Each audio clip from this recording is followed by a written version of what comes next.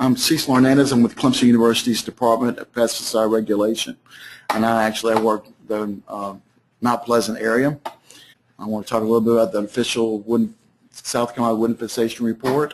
We revised it back in 2012. We had some minor changes, but I think it's a much easier report to work with and hopefully much easier to understand than we had before. A little bit about the wood infestation report, a little bit of history. It came back in the it started back in the early 80s. Our department actually was created in late 70s, early 80s, and at the time the wood infestation report was only a one-page report that covered termites and moisture, and it had no time restraint, so it was good for a long time. It then had some minor revisions back in 85, 87, and 89, but some major ones in 92. In 92, it became 2 pages with the signature on the back.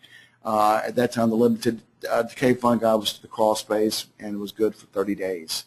In 99, we basically changed it to 45 days, and back in 2012, we went back to 30 days. We were finding there was problems with people with the 30-day letter, so with the 45-day letter, so we went back to 30. Was there problems with the houses, or was there a problem with the lenders? Basically, the time was still the same. People had 45 days, so they would call, let's call, it's 35 days, let's call.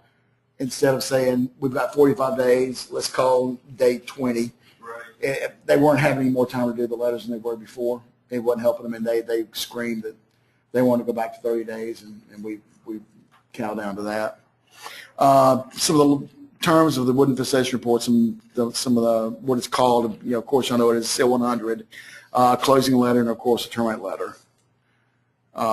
Basically, for us, what a clear letter is pretty much any house that does not have a moisture problem, any live termites, or any live wood-destroying organisms. That's pretty much what we call clear letter. Basically. Cecil, go over those again, please. Okay. Because this is a big thing. People always want to make clear, but yeah, it's. Basically, it's once again, the clear letter is a house that has no live termites, has no live insects of any sorts, wood-destroying organisms, and no active moisture leaks. In other words, if the house is full of termite damage but no live termites, that could be a clear letter. A house full of paddle-post beetles but no active paddle-post beetles. So, okay, CL-100 is basically a visual picture of a house the day that the termite company is doing it. Pretty much the good, the bad, and the ugly sometimes. And it's issued by South Carolina Pesticide Applicator, PCO, that's licensed to our company. Just going through the report a little bit. The very top of the letter, the report's good for 30 days, and it has, of course, it's good for 30 days, and it's not a guarantee of any future damages or warranty against any future damage, just strictly just that it is good for 30 days, and it's recommended basically if there's any damages that you get a licensed contractor to evaluate it. In the past, we had termite companies who would make determinations on that, and they really weren't qualified to do that, and a lot of them got in trouble because of it. So you're saying all termite companies aren't qualified to issue CL-100? They're qualified to issue a CL-100. They're not qualified to quantitate the damage. In other words, they're there to say if there is termite damage, they're not here to say, I don't think it needs to be repaired. Because really they're not a licensed builder or contractor to be able to make those determinations that it's structural. And some of them are, but most of them aren't. And a lot of them will make the comment that it didn't need to be repaired.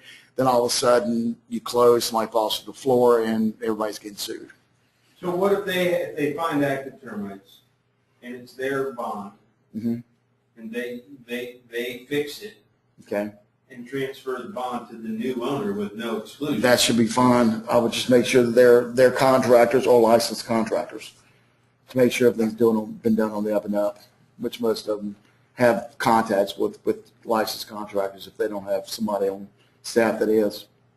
But now that's just, you're talking about just fixing the termite problem.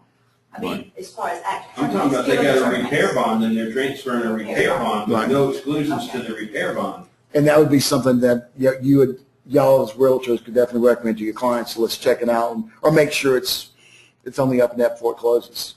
But that's where they are transferring. And they're transferring that bond. Yeah, that's a good time for them to slip it down if you're not watching it or nobody's watching it. We'll give you a contract, but what are you giving us? Okay, and these Realtors, what do we need to look out for? I would just make sure if they're saying that it has a transfer bond, what kind of bond's being transferred. And they're not excluding anything. Right. Correct. And by law, they have to. Every contract has to say whether they cover Formosas or not. That's by law as of '05, because of the Formosa problem in the state and basically around here. You said before that it's silly when they don't cover for most of it. It is silly, but some companies still don't. Termites Yeah. and termites. Well, but Formosas are so aggressive, they do so much more damage. So all termite companies may or may not provide all services. I'm Correct. just trying to get a feel for what's the magic question to ask a pest control company. Basically, do they cover Formosa termites, and did they offer a repair contract? Because if they say we offer you a contract, there's two contracts. One covers damages and one doesn't. The damage one automatically will have retreatment with it, whereas the other one's called a service contract, which strictly retreats. There is no repairs. That's why I can't understand why you have multiple pest control companies that you have to purse your words very carefully to make sure you got what you think you were getting. That's what Took money Yeah. in downtown Yeah. Charlotte. You're not getting a repair bond on an old house down. And I've seen contracts say we cover $1 million worth of damages, and then all of a sudden, up front, so you know Yeah. you don't have Oh, to definitely. wonder. but see, a lot of people assume it does automatically, and you don't know until after the closing, wow, it didn't. If you have a purchaser, you want to buy a home, it's important, I think, you get your own termite inspector and instead of the seller provide a termite inspector or a WDI or WI. That is good. Okay. No, we're good. Either Yeah, we're way. good. it can go- Cecil has his opinion on that. He talks about that during this. We'll talk about it later. Yeah, about what now? About whether you have to buy or get this. Oh, yeah.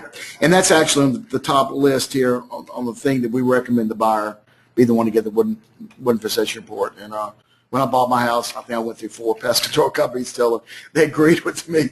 So I still got burned. It's sad. I still got burned, but it was minor. So on an inspection is they're responsible for decay damage from the first floor down. That was officially changed in the law back in 2012 to say that basically the moisture damage would be below the first main level. First main level would be, of course, a basement or crawl space. On most slab houses, it would be door jambs down. But on beach houses, it's definitely bottom door jambs down on a house. So anything below in the parking area would be considered. First main level is going to be the living area. So anything below that's decay would have to be reported. Termite damage and any type of insect damage has to be reported throughout the entire structure. And of course, if they can't get into something, they have to mention it's inaccessible, attics, things like that. Okay, basically, if there's been an active infestation in the past, it's automatically assumed there's probably some type of damages. If that's the case, we do recommend a qualified engineer or licensed contractor evaluate it. Moving on down the letter, starting on the letter now, if there's anything that's marked yes on the front of the letter, it's got to be detailed on the back. And a lot of times y'all can catch these things because a lot of times people will turn in letters and they're not consistent. Yes. If there has been previous infestation and it's been treated, Treated? Yes. are there reports you're supposed to have available that says that was done?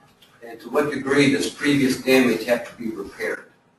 The repair is all up to the contract as far as the termite contract, as far as the repairs. But if there's anything visible, it's got to be reported on the letter. Okay. So when that's treated from prior, Prior treatments. I just went out yeah. and did my yearly inspection, I got termites. Well, then Right. 2 years later, I'm selling the house, I got still continuing my bond and Right. all that. But there's been previous damage. Correct. That's got to be reported on the letter, unless it's been fixed. Right, is there something I should get from the previous company to go with my? I wouldn't worry about it. Properly. I wouldn't worry about it unless because the first thing we're coming up to is as far as, first one is whether any areas inaccessible or obstructed, and of course it's yes or no. And going down number 1 is the visible evidence of termites. Subterranean termites, yes or no. So in your case, it would be there's Previous infestation, yes. Active infestation, no. So that should be fine, shouldn't have a problem closing. Okay? And we've detailed out the different insects pretty much, because before it was lump termites and others, and that got kind of confusing with people, and just a lot of pest control companies were forgetting things, so we try to help them out a little bit by listing different things and whether they're active or not. Okay, I'm sorry. But this doesn't say for most of the termites there, though. No, it's just subterranean. That means everything. Under Under subterranean, there's Formosan and there's eastern subterranean in this area. Oh, so for most of it is a subterranean. It is a subterranean. Always Yeah. said. They both live in the ground, yeah. And actually, that's The what same chemical kills them both. a lot of people have gotten burned on that from old contracts. They'll say we cover subterranean termites, so they automatically cover Formosans by that. I'm just showing a few little things with termite damage. Here's actually a termite tube running between the girder here. Yeah. I'm running into a lot of, I just saw this actually in downtown Mount Pleasant last year, that it was a beach house, but the bottom parking area was, had the spray foam insulation and sheetrock. And actually the Formosans were making tubes out of the foam board. So, and you can actually see where they've swarm out, and that's mud. And it was a sad situation. The guy thought he had it treated, and it was never treated. So, was that a new beach house or? He actually had bought the land, bought the house, tore it down, and built a new one. And in the process of being built, there was some confusion about it being treated, and it was never treated. And about 3 years later, he's got about $300,000 worth of damage. So he had paid for that treatment. Building, Yeah, right? yeah. He had no. Oh, he had. He had never paid for it. And it was kind of mixed up with the contractor, and it was a very expensive mix-up. So he wasn't happy. A lot of times the crawl space is inaccessible due to things such as this. This is actually an encapsulation, and this is getting very, very popular. And basically, as a rule, they'll leave a little area, probably 6 to 8 inches at the top, that they can inspect. But if there's tubes coming up here, you can't see it. And this is getting real popular where they're either air conditioning the crawl space or they're putting dehumidifiers in there. Is that good or bad, in your opinion? It really, yeah, it depends, yeah. I looked at some new houses that were 5-foot crawl space, and they've encapsulated them. I'm like, why? We have plenty of airflow. You know, it's just a contractor. That's what we're going to do. So, but this house, they sprayed foam up the wall instead, which is scary. And of course, the termite companies will say that it's inaccessible because they can't see them. But now with this, at least they can pop these areas and pull this down and check it if there's a treatment. And if you have anybody that's planning to go through an encapsulation, recommend them to go and have it treated by a termite company first. Yeah. Well, if you go in there for inspection, start popping those little nails. They're not going to pop them out. More than likely, they're not going to pop them. Well, I'm saying Yeah. just check behind it, which is reasonable and prudent Yeah. with some of these expensive homes. They're not going to do it. I can promise I you. would think there'd be some governmental, Yeah, and also we run into problems where company A has it under bond for termites, company B comes in and gets the encapsulation put in because they're cheaper, then all of a sudden company A comes back the next year and says, oh, by the way, we can't see anything, we're dropping your bond. So it's good that everybody's talking to each other when they get, I recommend people to always talk to their termite company and get everybody on the same sheet of music when they start doing this, because they're expensive to have done. They're nice, but they're expensive.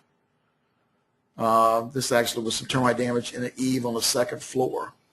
You can see a tube coming out, and they're responsible to show that if it's there when they're there. That's because that was active termites. There's active termites, active Formosans. Right, just a mud dauber or something, but they've got to make a decision. If it's not fresh termites, then they wouldn't have to report it. It would probably be old damage at that point because it was a tube. If you have any repairs done, make sure it looks decent. This was actually a 2x4 that went through and through the board. And this was an outside wall. The termites had come in from the outside eating inward. Same thing. Any termite damage, this is like I said, this was 60s mod house in Monk's Corner, and any place that the termite damage is showing, they've got a mention in a letter. Another encapsulation picture. This was actually under some sheetrock. The termite damage was under sheetrock, and the termite company actually reported slits. That he suspected damages, and of course the people bought it anyway and did not have any repairs made. I had it checked out, and when they opened it up, this is what they found. Yeah, I just had to put that in. I'm just a little sick humor. But this wall had termite damage all the way around it. Yeah, it was just too good. A little moisture damage on the bottom of the joist. A lot of times they'll say that the crawl space is not accessible due to insulation. In our case, we believe that anything here is reportable in here. Anything you can visually see. So if it's inaccessible due to insulation, a lot of times there are still woods showing that they're responsible to denote. A little termite damage in the attic, and there was actually, you can see the tubes right here. And this was not covered by insulation, so they were responsible to report it. This is all the same house, by the way. This still hadn't come to court. One person's gotten out of it, but I'm waiting for the rest of it to come. And actually, this was like the door over the door, sliding glass door, so it's not that tall. And they opened these walls while I was there, and this was all termite eaten. Behind the paneling, you just couldn't see it. Now, what did the letter say that they got for that house? No termite damage. No termite. No termite damage. Yeah. It was. It got even nastier because the guy who did the letter was unlicensed, so it automatically. It was just. Yeah. It just. So the company that provided CL-100 was not licensed? They were not licensed. They had not renewed their license, and so basically. A real estate company? He was doing work. He was licensed and didn't renew it, and basically put off. We give them until the end of March to renew their license, but during that period of time they can't work. And of course he got called during that period of time and did a letter, and of course it bit him. So it was arrest warrants and things like that for working without license. So it was nasty. And God bless me, didn't have a pot or a window. Did he have errors and omissions insurance? They don't cover them because it's illegal. If you're not licensed, they won't cover you. And people just don't realize that. Even though you have insurance, they have clauses that if you're doing anything illegal, they don't cover you. So it was a mess. This would be some previous infestation. It was actually a tube going up the wall. That was a case where I hope the real estate agent did not order that. Actually, she did. And what was even more interesting is the person lived out of state, and his sister-in-law was a realtor representing her in Somerville. So it was interesting. A little termite damage in. Sister was representing the buyer? Was representing the buyer. And she was. Ordered the termite letter? I think the realtor who listed the house ordered it. She used this one guy, and he forgot to renew his license. So a little termite damage here. Well, looking at that house, maybe money was an issue to begin with. It was a cute house too. It was just a little 60s mod house, nothing major, on the water. You know, just In Monk's Corner? Panopolis. Oh. Yeah, Panopolis, yeah. Panopolis is full of Formosans. Gosh, I don't know what it is, but they love from Panopolis. Little drop tubes of termite damage. This type of stuff, if they run to this on a low, they will call it active. The reason for that is when they do a treatment, part of the treatment is scraping any termite tubes. So any tubes that have grown back would be considered active. So let's say you had company A doing your termite work. They came out and did the termite letter. They found active this. They could scrape it, do a treatment, and call it inactive because they're doing it all. That's why I usually recommend for the same company to do both. If you have it under bond, get them to do the letter. Therefore, if there's any problems, it'll help you.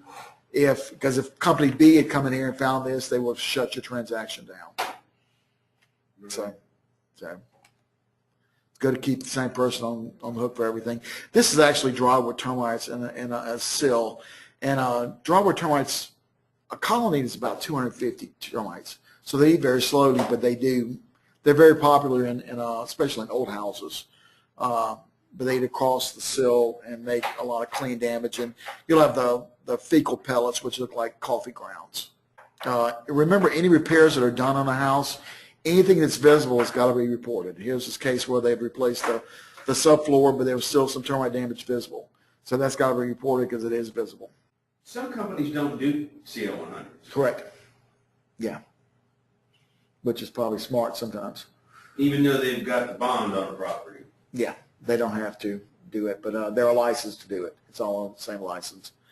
Here's actually some probing area. We always recommend them to probe anything that looks suspicious, and actually it had termite damage underneath it. So, Do they have any different type of insurance to do it? Or just I think there's errors and omissions to do it. they do the letter? Yeah, to It's do different letters. than the bond? Yeah, I think so, yeah. Well, would it be wise to use a company that can treat termites but won't sign off on paper that there's no active infestation and all that? Is that? Yeah, it's up to you. It could cause you some problems down the road if they happen to find something active and have to call, somebody else. One company A does the letter and says, well, you have it under bond company B, so they need to come back out, which means they have to come back out and retreat it and put some paperwork together to put with the closing document. We don't recommend two letters being done at that point. Just go ahead and turn in the first letter with the termite company saying we have retreated the house and it's okay. Some more termite damage, little drop tubes. More tubes. This is actually part of it when they do a pre-treat when they're doing a liquid pre-treat. Part of the pre-treatment, we require the pest control company to clean up after themselves, to pull out any wood. And this was actually in the treatment zone. And when you flip the piece of wood over, it had termites in it. This was like a year old. So the termites were just bypassing the treatment zone. They didn't have to. They didn't have to go worry about being stopped because they were right there on top of the treatment zone. So they could go from the dirt right into the house. This is actually powder post beetles. Y'all probably have heard a lot about these. They're basically little small holes. It's active because they're usually kicking out a type of frass. Depending on the frass, if it's usually a bright yellow, then it's fresh, it's kicking out. And a lot of times frass is basically they're in the wood and they're eating their way out. So it's kind of like sawdust. Yeah, and actually just a sideline, back in the 1800s, this was actually women used this for face powder because it's really fine. So this is that's called frass. It's F-R-A-S-S. Yeah, and it's powder post beetle frass. Affiliated with palmetto bug. Powder post beetles, little tiny beetles. Yeah. So it's not frass, not related to termites. No. But this is another thing on your CL-100, the fourth one down, 1D, the powder post beetles. This is the powder post beetle damage, and we can tell they're active because of the frass. And a lot of times, if it's a fresh infestation, right around the holes will be just a little circle of powder where it's coming out and just starting. They're active usually from about February to July, August. Then what happens? They basically go dormant, but they continue eating. This is an early infestation. And part of the treatment is they wipe off the frass when they're treating it. So if you see there's holes but no frass, it's been treated probably. This old house borer, which is kind of a misnomer, it's an oval hole. And it's a misnomer because their peak emergence are usually from 3 years to 25 years. So it's kind of a misnomer as far as old house borers. And the activity literally sounds like that. Are those things carpenter bees? No. These are oval holes, and they're actually a different beetle.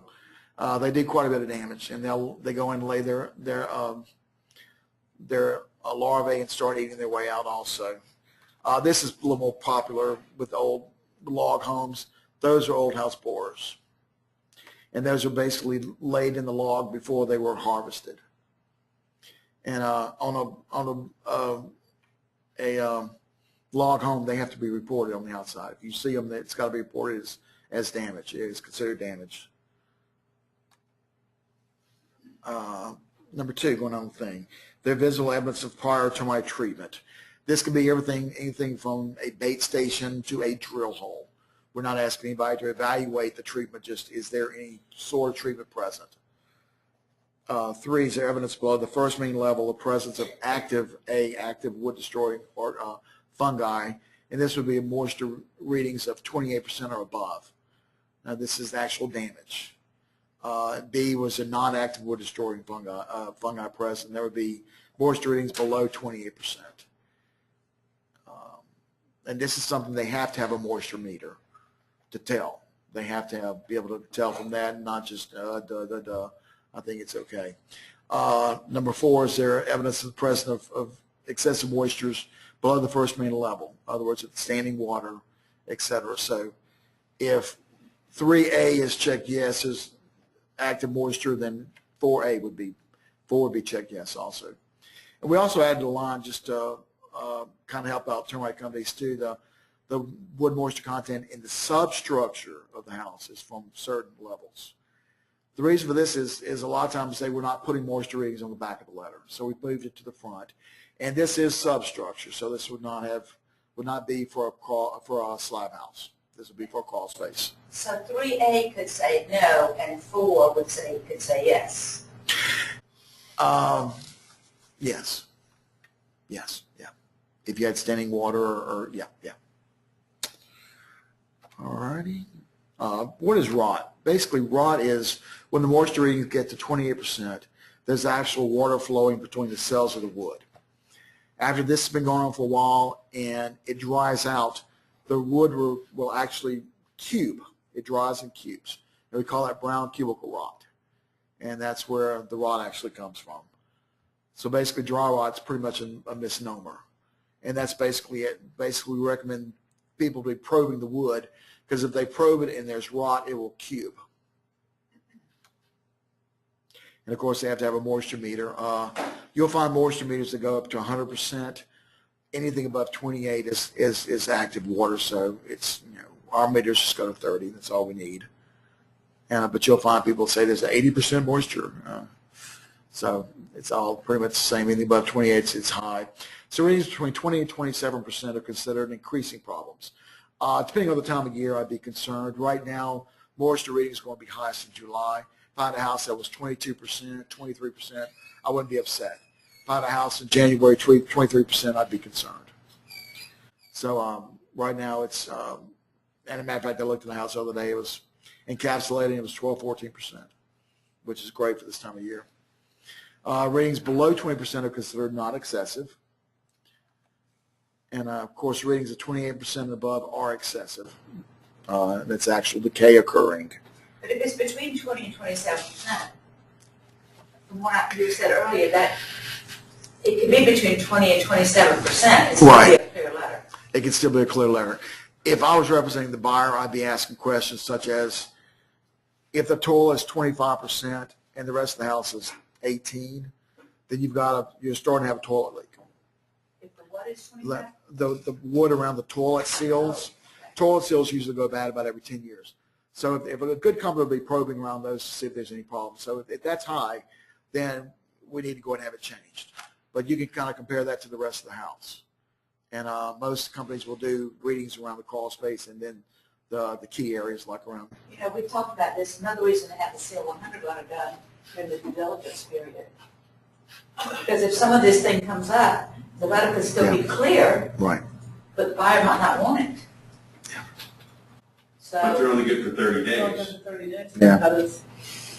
well, but that's when we do the due diligence. You may have to get a second letter, but it's still worthwhile for issues like this. Yeah. If you want to get out of it, you can get out during that due diligence period. Right. And say, Right. If you have a letter gun notice. So Right. very few people are doing it during the due diligence period because it's only 30 days. Right. But a lot of the I wouldn't say smarter, but a lot of the agents were thinking more about it, Well, and getting it done and paying for it if they have to. And if you think about it, how much is a letter? So you're looking at a $2 million house. It's worth getting it done, just to know up front. But if you're buying something needs work. Yeah, but you want to know what you're buying still. You want to know you're not going. You're thinking you have to spend $100,000 when you have to spend $300,000. But you get a competent, well-known company to come give you a quote for putting a repair bond on. That or a really good home inspector, a really good one that does everything besides check the heat in the oven. But I mean, you get a termite company to come out and give you a quote to put a repair bond on it. Yeah. And it's a reputable company, and you Right. can read their bond, and their bond doesn't contradict itself. Right, and off the record, I always consider if you have a repair bond, they're on the hook. You'll get a good inspection every year because they've got to eat it. Right. Yeah. They don't exclude anything. Right. And I even recommend people to call around And I've told people, when you're on the phone, say, look, I live in this area. I want a repair bond. I want a promotion coverage. Do y'all offer it? Don't even come out if you don't.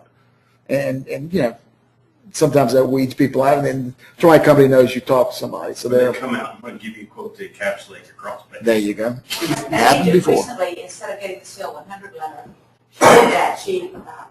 Her buyers got a repair bond.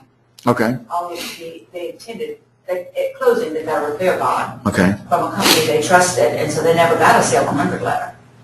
Yeah. I mean. Yeah. And usually the CL-100 letters is recommended, is required by the bank. Sometimes Yeah. the lender. Yeah. So if it's a cash transaction, you don't need one. I don't understand the 30 days though. It's like. Like I said, we moved it Change 31? They're No? taking a snapshot of what's going on that that day. day. Yeah. And they don't want to have something else has occurred and that letter's being bound as being thought good, and meanwhile there's a leak that's from 31 days out. Right. Remember, any repairs that have been made, of course, they still have to denote if there's any damage in the repairs. What is that? This was actually a joist, and they had gone and put new joists beside it. But see, the damage still exists. So on the CL-100, even though the joists have been repaired, the damage still exists. So they would say it's not active because it's not happening right now. It's been repaired, but the damage is still present. So would you say that takes care of the problem? It should. And most contractors would tell you cisterning it is one way of taking care of it. Just a little moisture damage, or this has been probed, and you can see the brown cubicle rot. Now move through this. A lot of times when your bathroom toilets are starting to leak, or your air conditioning ducts right now, you'll have moisture around them. So that's something to kind of be looking for on older homes, especially if they're not insulated, or a lot of times the insulation stops before it gets to the air conditioning duct, and you have an area right next to the boot that the wood gets wet and it rots through the years. I had a smart lock one time. All right, termite damage. Basically damaged, this is the damage block down below number 4, and this is any termite, wood destroying, or moisture damage. And of course, moisture damage is defined as below the first main level. If there's any damage, they've got to check this yes. I've looked at the old letters where they said there was inactive termites, where there was no termites, no insects, no nothing, but the damage block is checked yes. So a lot of times y'all can pick up things like this just by reviewing it. Simple stuff, or sometimes y'all catch things right off the bat. Basically, any damage observed there, this is just basically saying that we recommend having it checked out by somebody licensed to do it. They're not making recommendations on how to correct it. Here's actually a door jamb that had some moisture damage in it. So this was on the garage, and it needs to be reported. We took this part out. This actually said years ago, right under the damage, that it'll be corrected by our company. B, it will not be corrected by our company. C, we're not correcting it. We don't really recommend it to be. And what no? C is D is we don't. It's in our opinion, it doesn't need to be fixed. C, it's not corrected by our company, but we recommend somebody else to check it out. Just some repairs that actually had some damage still showing that wasn't denoted on the letter. Okay, going down to treatment. This is where it can really help you out, your client, because the first part, one is the property was treated by this company, and number 2 is there was an official waiver of standards on this treatment, which means we did not do a complete treatment, and the homeowner allowed it. So basically, you're buying a treatment that was not done completely to standards. C is basically there's a contract being offered, a warranty that can be transferred over. And of course, 4 is that it has not been treated by us and there is no warranty for it. I don't like that number 2. Number 2. I don't like it either. Yeah, and there are places it's good. A lot of times you'll have a good example is a pier house, a house that has pilings. By law, they have to take those pilings and put them on concrete. But if it's a beach house and they're pilings, you can't do that. So waiving that would be something that would be probably okay, because more than likely you won't get termites up the middle of those. But other things are a company comes in and one wall has termites, so we treat that wall, we waive the rest of the house. It has a bond now. And that's a bond. When Has a you say bond. waive the rest of the house. Otherwise, the waiver of standards right here. The company filled out a waiver saying we're not going to do a complete treatment. You say it's okay because I want that one wall You're treated. treating the one wall, but you're not responsible for the other three. Correct. And on a piling house at the beach where they've driven the timbers into the ground. Right. That would be wood to ground You're contact. waiving any. The wood to ground contact. Yeah. But at the same time, though, you're waiving it, and if you get a repair bond, the repair bond doesn't cover what was waived. Correct. It should, but it's more of a legal question. At that point, our joke is if the termites can read the waiver, then it's good. You know. So they should specifically exclude. They should specifically exclude those pilings if they're not going to cover. They would have the waiver would as far as it's supposed to be,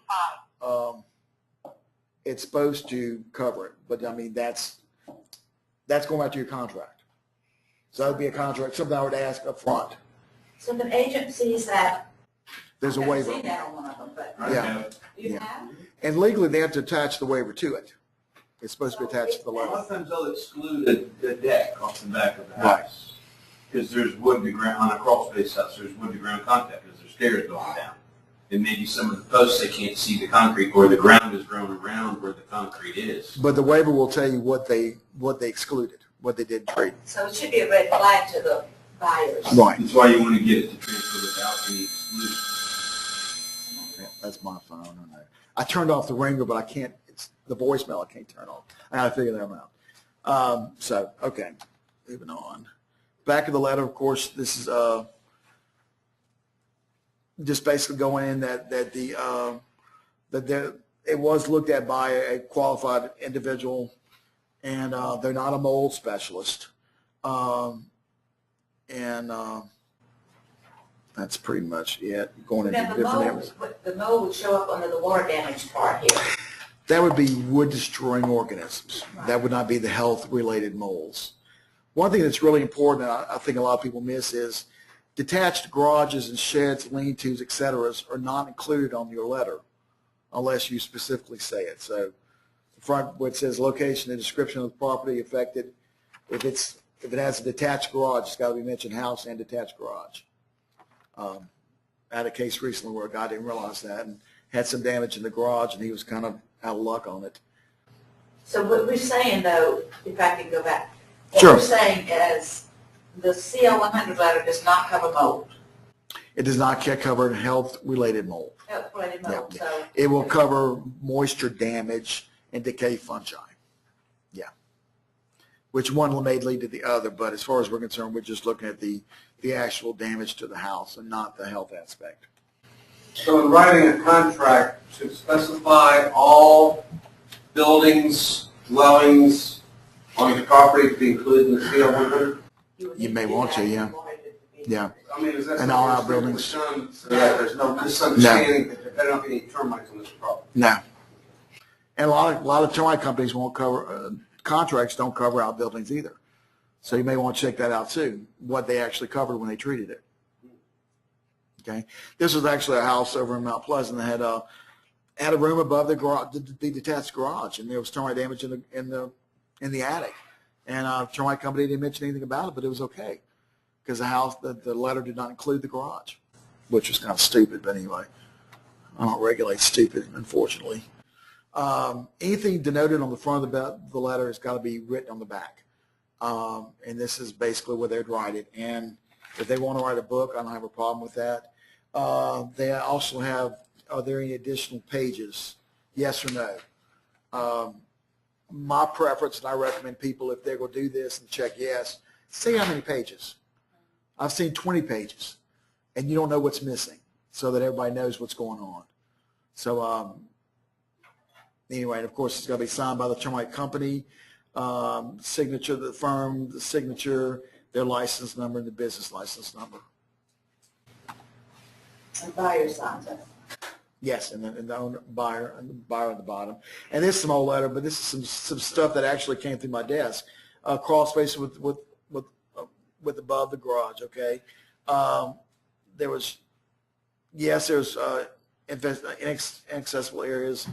There's no damage, but on the back of the letters, we're not responsible for any seen or unseen damages. So in some of these, it's stupid. You know, it's amazing what people will write. And can you get them to rewrite it? You When can they write something stupid. You can just be careful because all of a sudden you That have two wasn't their letters intent. floating out. Yeah, Their intent was that they're not responsible for areas they can't get to or can't see. as long as it doesn't come to me, because if it comes to me, I'll cite them for it. Mm-hmm. Because I've had that happen, and it's I don't have much of a choice on it. But that letter you just passed, that, That actually happened. Yeah, that's what I'm wondering. Yeah. Thinking if we get one like that, and now granted, it's an old letter, it's from '04, but yeah, it was y'all the first line of defense. Y'all, it's amazing. People call me all the time, realtors, and can I run something by you? I don't mind at all. You fax it over and let me look at it. but if you looked at that, what would you tell the realtor to do? I'd call the pest control company back and say, did you mean to say this? What are you talking? What did you see? You know, what are we buying? Yeah. Because that's really just crazy. That's kind of just what we call you. Yeah. But wouldn't you want that operator to clarify what they're saying Definitely. Yeah. on that letter? Oh, yeah. They're supposed to. Okay, so Yeah. so you would say, hey, Yeah. complete this letter. Right. You Or- said there was no damage, but on the back you said there's damage. Which one is That's why we it? would send it to Cecil. Yeah. Cecil would get. Yeah. Okay. Just making sure the front and back are symmetrical. Here again, there's no damages, but yet the damage block's checked. You know, you can't make this stuff up. It's crazy. Same thing here was termites damage on the back. There was there's inactive wood destroying work. Let's see what this damage is. Yeah, damage is the following damage. The following damage is either from termites or wood destroying fungi or moisture. That don't fly. You got to tell me what it is. You know, there's wood. Yeah, there's termite damage in the back left area. There's wood moisture damage in the right area. Da da da. So that was we cited for that. That's crazy. That's kind of carte blanche for everything at that point. Same thing here. Let's see. Termite, yes. Subterranean termite damage. No. Blocked it. Inactive wood destroying.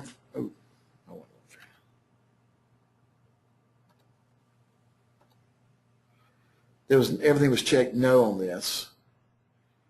No damage. But on the next page is inactive wood destroying fungi. Damage detected. So some of the same stuff. Moving on. A pest control company must list areas that are not inspected. Parts of attics and things. A lot of times I had cases where in that house downtown had 5 attics. Guy looked at 4. He didn't know the 5th one existed. Crawl spaces. I've seen, especially these old houses, had a crawl space downtown that you couldn't get in the middle of the crawl space except through the house. And the guy didn't know it even existed. And, of course, that's where all the damage was at. So they need to make sure they're checking everything in the house. And if they did check it, they say they didn't check it. Some things to be suspicious of. A clear letter on a house that's more than 15 years old. That's, as a rule, something's happened in 15 years. As far as no damage, no moisture, no nothing. Of course, the termite letter's got to be on the new form that's dated 7/12.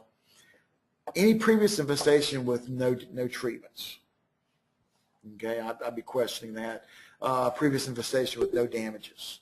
What is a previous infestation? Exactly what is this? Was it repaired? Damages with no infestations identified. Damages checked yes, but vague on the back as far as what was what. Of course, the termite letter is not a bid sheet. We hate to see people say, you have a lot of termites and for $1,000 we'll treat the house. We don't like that. We really tell them do not do that, to use that on a separate sheet of paper. Our form is not a bid sheet. Attach it on the back of it, but do not use it for that particular purpose.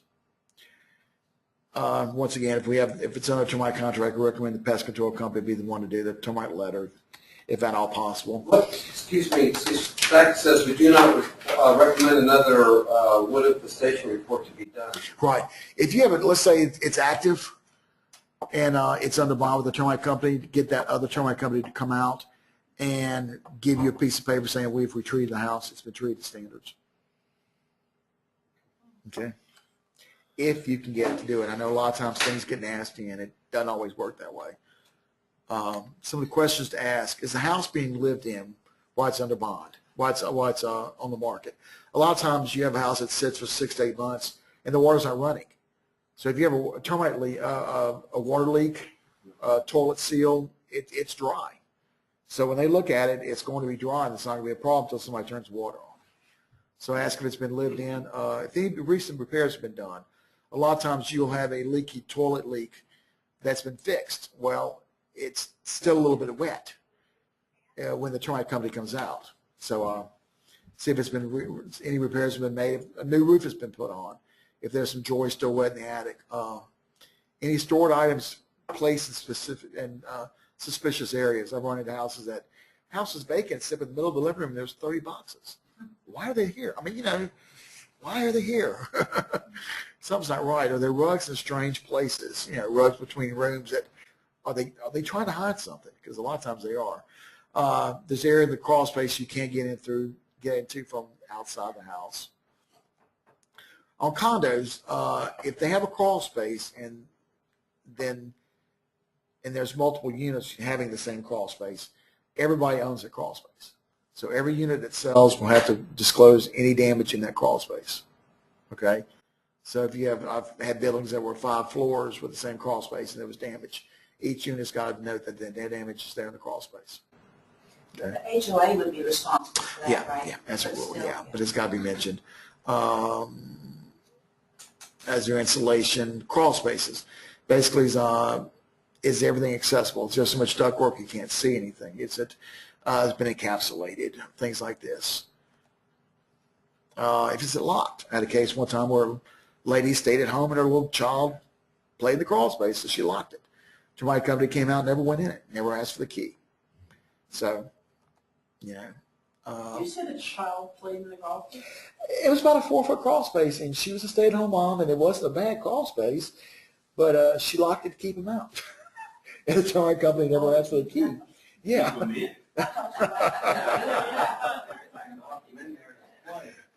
Was attic expected? So, wait, Yeah. on the condos, if it's got a crawl space, If that's crawl space, it runs under all the condos. Every unit owns that crawl space. So any letter that's closed has got to mention any damage in the crawl space. underneath that unit, Oh, that In general, building, the whole building, units. the whole building, the whole building. the whole building. So if you're on the fifth floor corner unit and there's damage anywhere in that crawl space, you own that damage. It's part of your house. Or underneath if it's an elevated one. Right, yeah. So the whole crawl space is yours. In a condo, that doesn't make sense because you only own the airspace in your unit. You don't own any of But, as I always say, the legs hold up the tabletop. If they didn't have that crawl space, they wouldn't be there. So they own the crawl space because it's under all of them. You have to get a CL-100 letter when you sell a condo house. Yeah. It's just that the HOA is responsible for any damages. Okay. One thing that I wish I could change would be the word clear.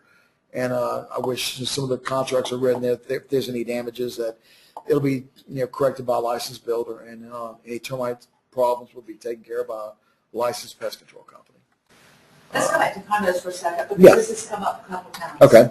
That the seller or somebody, a buyer, has to provide a CL-100 letter. Okay. The CL-100 letter covers underneath the first floor down, Correct. like we said. Oh, moisture, yeah. So the buyer of the condo, I had this come up one time. Okay. There was wood rot around the front door, And so the wood rot around the front door went into the sheetrock, into the wall inside. Okay. The worst, the tenant, you call it, buyer of the unit has the responsibility of that inside wall. Okay. Okay. And the HOA has the responsibility For the of outside. Yeah. So that Interesting. can be an issue. Okay, but I got a question on that. Okay. Right now, it's happening, All right. okay? So, you see, now you didn't think I came here to just give you an easy day, did you? Okay, go for it. So it's a little 62-unit condo complex here Okay. in Mount Pleasant. All right, slab crawl space, okay. Two-story townhouses, but they're condos. Okay. Okay, I've been in two. They have the HOA has a termite bond. Okay. Okay, and I checked with the property management, and the termite bonds go through April 2016. So Okay. termite. All right. Pest control, I think they're doing pest control and termites. Okay. You know, bugs, rats, whatever. I think, I'm not sure yet. Okay. Been in two. Okay. Both of them, they're slab. They have rear double patio doors going out to their cute little backyards that are just cute on cute. Right. And you know what both of them have around the base of the, Turn Door it into jams. the door jams, right. they're rotted to all hell. Right. Both of them. Right. Been in two, they both Probably have all of them. that. Probably. Yeah, yeah. Now, that termite company that has that bond needs to be noting that in their annual inspections, right? Not necessarily. You'll notice the annual inspection says termite damage. It would behoove them They because, have the bond, they're Yeah. responsible for it would behoove them because if there's moisture damage, the termites can move in. The unit owners here, in this particular place, the HOA is responsible for siding and roofs. Right. The unit owners are responsible for doors and windows. Okay. They have a termite bond. Okay. So, But the termite bond is not necessarily a wood rot bond. Right. It's strictly for termites. It's different. It's not a moisture And bond. wood rot is but different. they're given a on-ramp with no traffic light for termites to get into those Right, units yeah. by not I mean, noting it in would- their annual inspections. It would that the behoove door's them. rotted. It would behoove them. If it was a termite, a CL-100, they'd have to report it. But now for yearly Okay. inspections, they don't have to. So I get that company who has the bond to come do the CL-100 report is what Okay. I'm going to do. All right. Yeah. Right? Yeah. But my question is now, when they find damage in that unit, or if they find damage in that unit that came from that door that they didn't flag for Right. years, and there's got to be all of them are that way. What they're going to do is say, read your contract. We don't cover moisture damage. The termites came in because of your moisture damage. I'm telling you, They don't have to repair bond, mitigate. you gotta find out what they're doing. They don't have to mitigate and note in some sort of annual inspection that this is not our problem. They don't have to mention it by their contract. Their own contract is they're checking for termites. It would behoove them because it definitely would help them down the road, but they don't have to, which I know sucks. Now, all the bond people I have that I use, when they do their annual, The better they know companies, areas of moisture and they know areas of, the better companies will. The better companies will cover their bond but they're not and fix it required up. They're not required to. What a racket that is. It goes back to their contract. That's What does their I do. contract says? I Yeah. just tell the agents, you gotta remember Yeah. that, ask all the questions. Yeah. Because it'll say, oh, that's a termite bond on it. Is it a repair bond? Mhm. What kind of repairs? Is it wood rot, termite repairs? It's all the questions. you That's have the to thing, ask. as an agent, we don't know if that's termite damage necessarily or wood. No, you would I know, it's wood rot. Every Yeah. door jam has it. Yeah. But now, but they have to probe it when they're doing a CL-100 because if there's termite damage, they're responsible for that. But they're also They don't- responsible for moisture damage But too. the door is not the HOA's responsibility. So Okay. the HOA has a bond with a termite company that's not checking things that could get into the units that are. Yeah. And then they're gonna both look back at the homeowner and be like, it's your door. But also run into HOAs, and HOAs get the cheapest bonds they can get. I mean, HOAs change contracts like unbelievable. I have one right now in North Charleston that's like 40 buildings. Their guy now there's 8 units per building. He has $100,000 worth of damage on each building. Each building. They started one unit had like 40,000. And they're afraid to even go to the rest of the building. So, I mean, you get what you pay for. You know, they try to get these cheap bonds, and yeah, you can get a cheap bond. Just don't try to collect them. So But be you have to careful. Be careful selling those condos. Well, but I mean, I guess you do want to get that dude to come back out and write the CL-100 on it.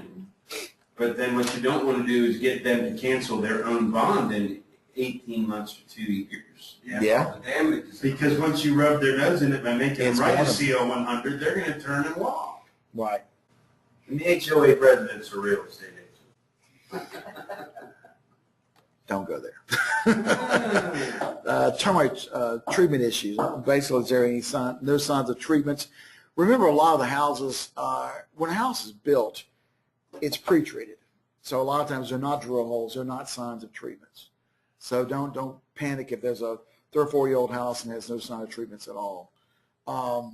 Has it been built in the last few years? It may have a wood treatment on it. It may have had baits, and the baits, with the bait contracts, if you don't pay for the baits, they will pull them up. A lot of times they own the baits themselves. So if you're not renewing your baits, the bait treatment may have been taken up, and there is nothing on the house. There's 3 types of termite treatments, basically liquid, bait, and the wood preservative.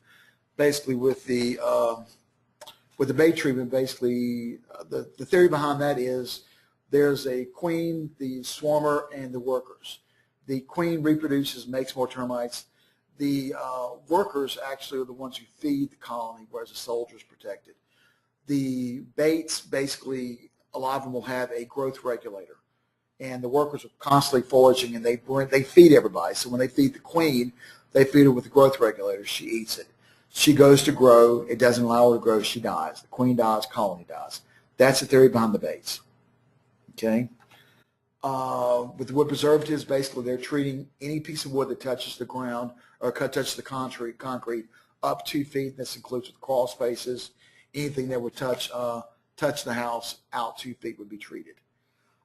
Thing about bore care, be careful with, is if you're building a house, it does leach out. So if you're in the middle of building a house and you get a roof leak and this stuff gets wet, it will come right out. Okay? And a lot of times that's the only treatment. And it's amazing how contractors just look at you like you have 3 heads. They could care less. And unfortunately, when the walls are closed up, nobody knows what's happened, except it had a treatment. So liquid treatment, this is basically placing the barrier between the house and the ground. And so basically, if the termites try to get in, they can't. If you have a house under bond and it has termites in 1 or 2 areas that are coming up, I'd recommend going and having the whole house retreated or a booster treatment to replace it, because the termites are coming up in 2 areas because the ground is broken down. So it's breaking down everywhere. So if you run into that situation, I would definitely push for, if they're going to stay with the same company, a booster treatment, which is basically a complete retreatment. Therefore, whoever buys it, they're good to go, hopefully.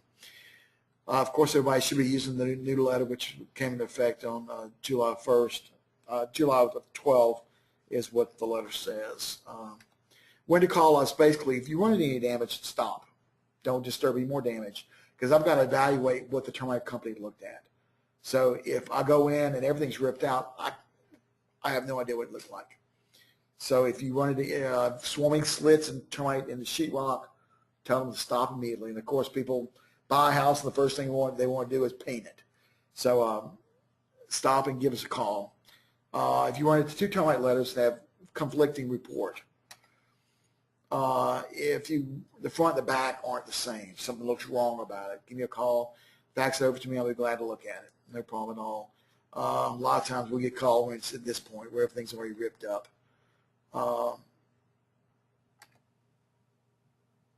And of course, any decay damage in the crawl space, even crossbars that are supporting stuff, that's game. So if there's damage in that's got to be denoted, even though it may not look like it's part of the house. It really is touching it. So we do consider that part of the damage. Swarming slits, which are basically just termites swarming out of the wall.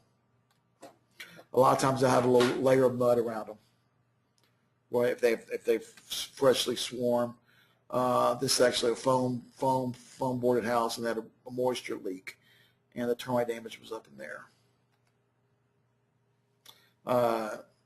Screw jacks, why? It's kind of like, this is repaired. What is this holding up? These type of things are just kind of things you question, like, why is that there? Yeah.